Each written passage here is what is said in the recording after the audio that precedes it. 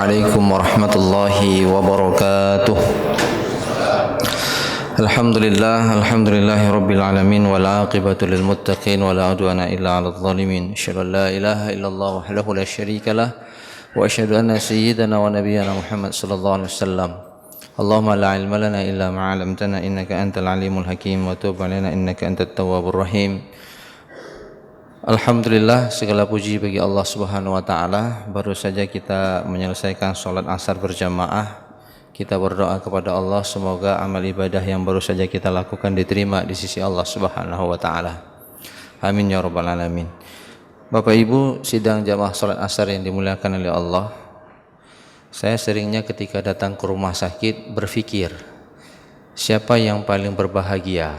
Apakah kita sebagai orang yang sehat ataupun mereka yang sedang sakit?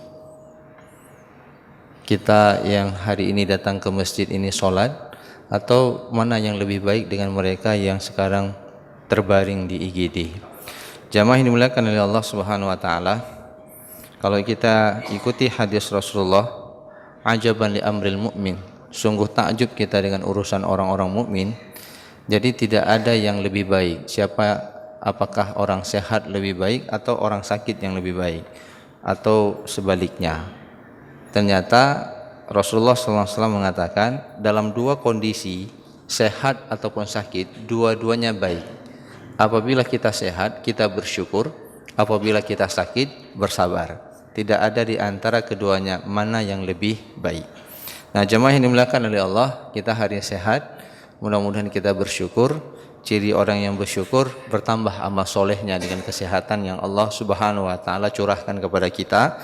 Dan kita doakan kepada saudara-saudara kita yang hari ini berada di tempat perawatan, di kamar-kamar perawatan.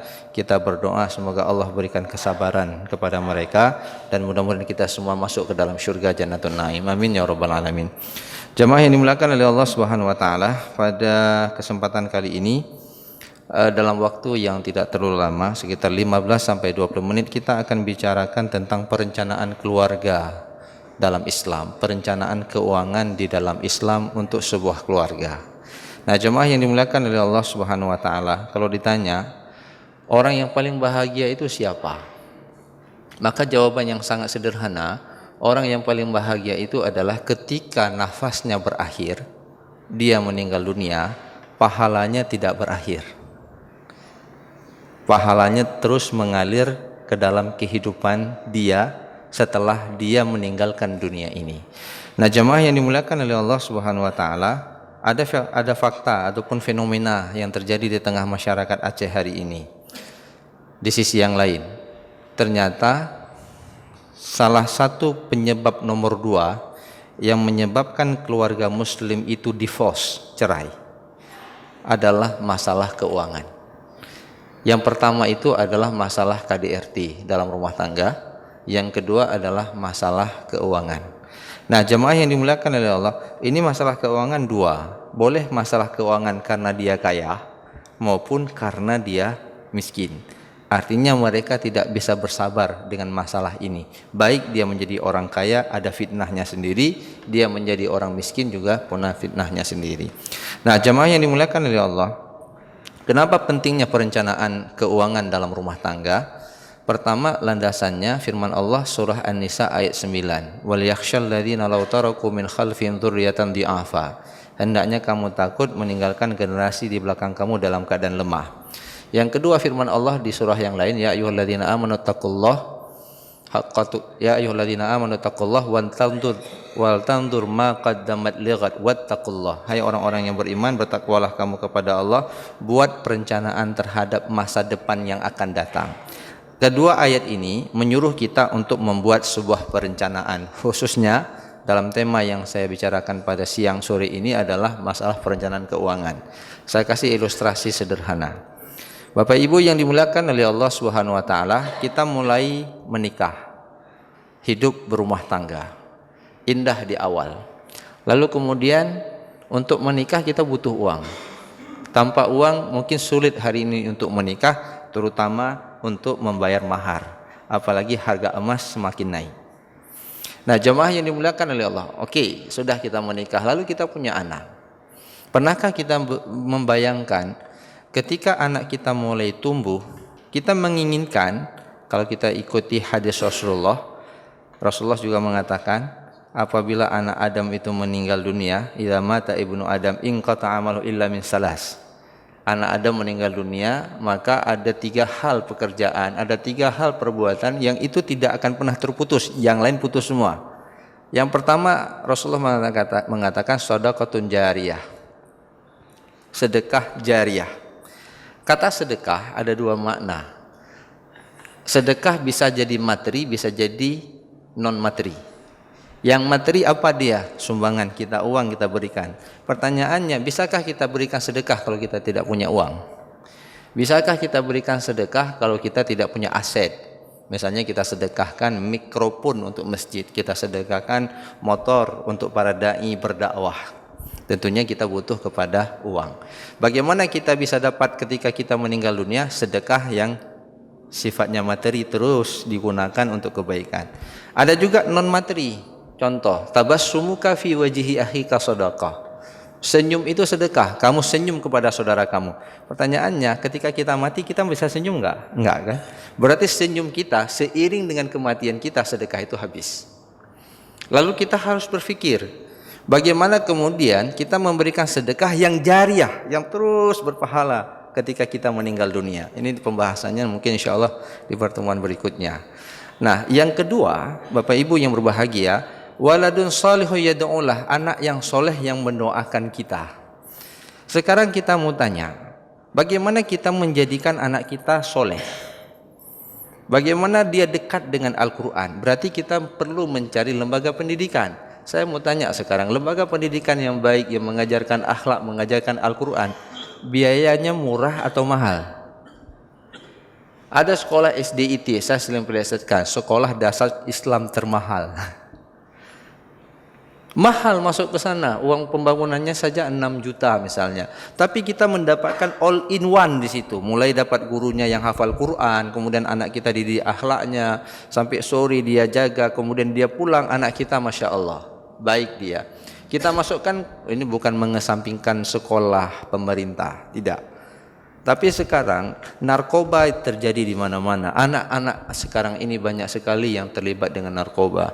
Malah nauzubillah, kemarin juga kita sudah dapatkan ternyata penyakit HIV di Aceh ini cukup besar dari Dinas Kesehatan.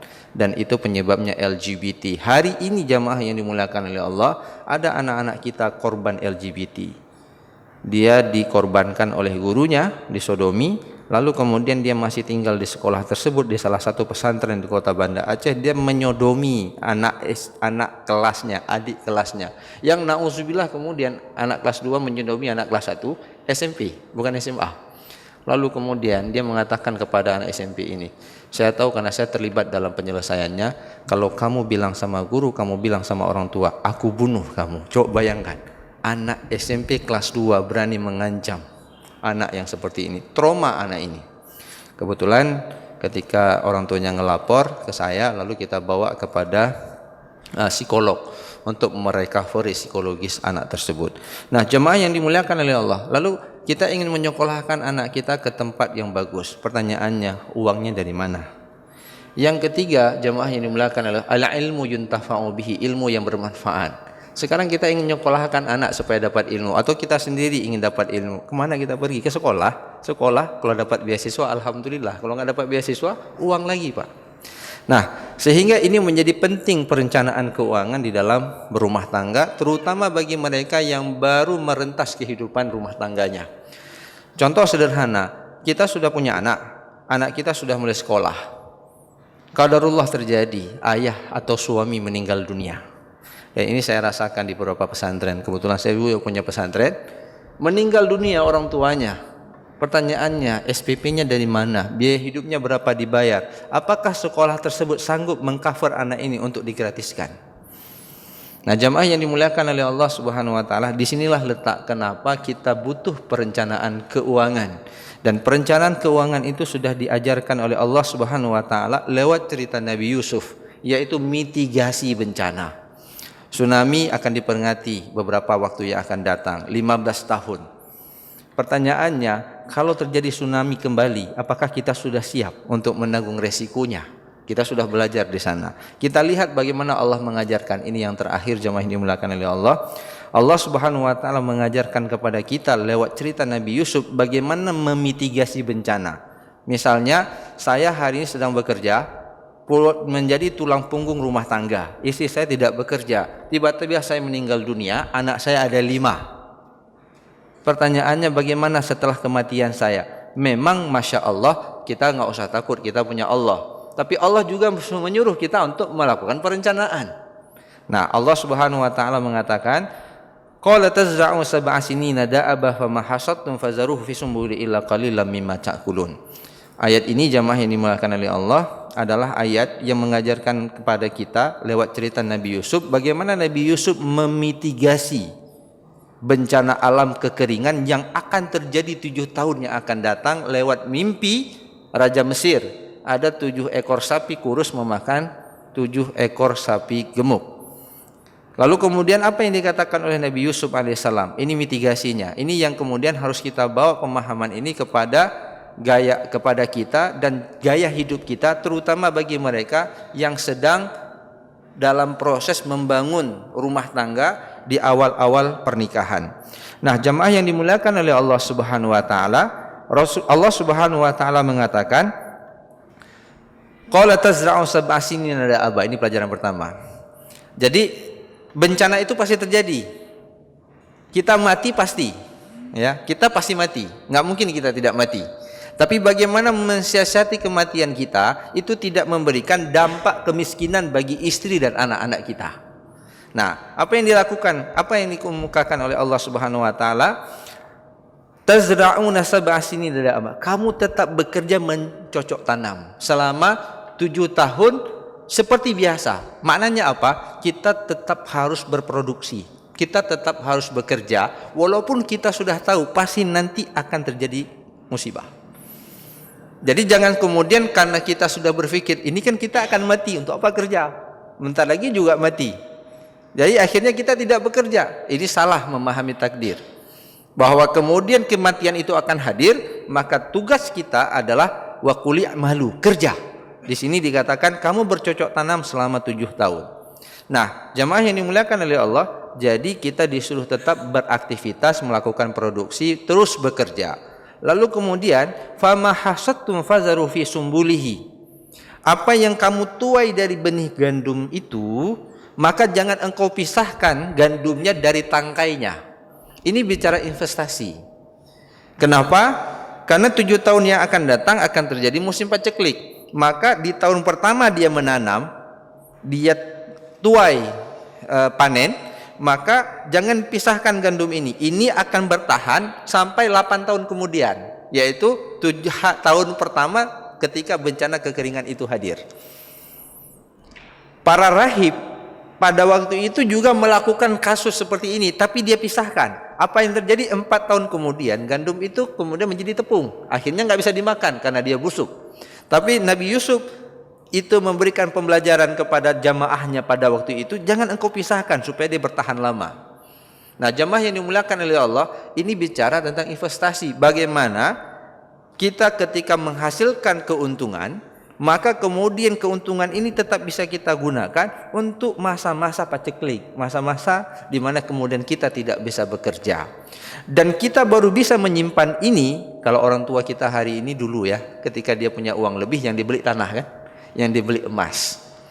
Sekarang kita beli tanah di Banda Aceh, ada nggak orang yang jual tanah 1 meter? Di daerah Purawi 1 meternya 4 juta. Dan nggak ada yang jual orang 1 meter. Lalu kemudian kita punya pendapatan 8 juta. Apa yang kita lakukan dengan uang tersebut?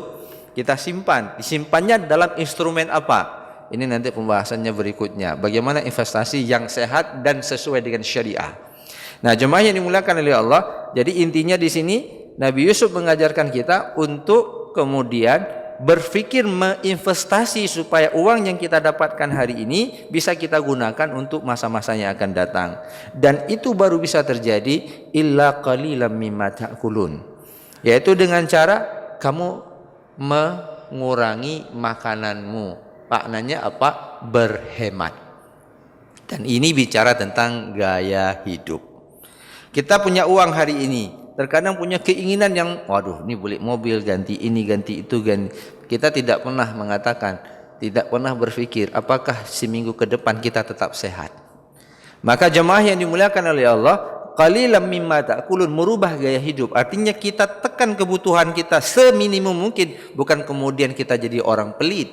Misalnya anak kita 1 bulan minum susu 4 kaleng, supaya anak kita berhemat, maka kita buat 2 kaleng saja.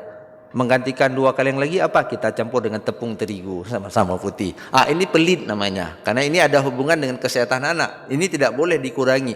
Tapi gaya hidup kita yang kita ubah. Contoh, 1 hari berapa kali kita minum kopi? Ada orang minum kopi, mungkin kalau ditimbang airnya itu sudah sampai 5 kilo. Dia sudah minum kopi di rumah, dibuat sama istrinya, belum cukup kalau dia belum minum kopi di kedai kopi tertentu dekat kantornya. Ini kan membuang uang sebenarnya. Nah, jemaah yang dimuliakan oleh Allah, jadi merubah gaya hidup sehingga kemudian dia bisa berhemat.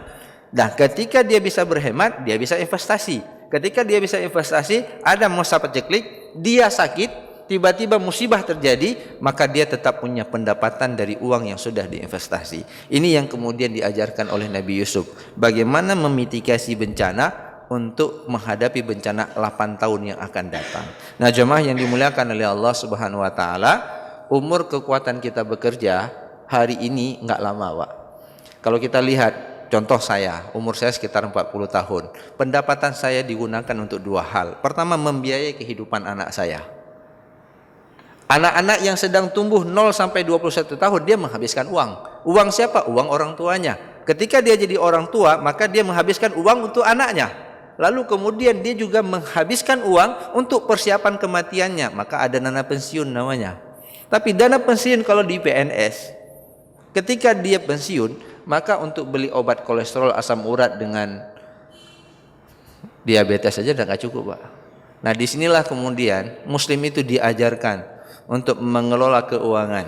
Bukan banyaknya keuangan, tapi bagaimana kemudian dia mengelola keuangan ini untuk menghadapi kondisi-kondisi yang bisa menyebabkan kehidupannya sulit, anak-anaknya menjadi sempit, anak-anaknya menjadi miskin. Ini yang kemudian penting untuk kita hadirkan di tengah-tengah kehidupan remaja kita yang hari ini sangat hedonisme. Sikit-sikit gadget, sikit-sikit duduk di warung kopi. Kalau warung kopinya pun ada kelas-kelasnya. Ada yang kalau sanger itu 4.000, nggak cocok yang 4.000, yang 14.000. Ada juga sanger yang harga 28.000. Tapi cita rasanya sama, cuman karena tempat duduknya nggak cocok. Ini bukan level saya, ini kelas saya. Nah, jamaah ini dimuliakan oleh Allah, mari kita kelola gaya hidup kita. Mudah-mudahan kita bisa memitigasi bencana lebih awal nantinya. Hadanallahu wa iyyakum ajmain. Assalamualaikum warahmatullahi wabarakatuh.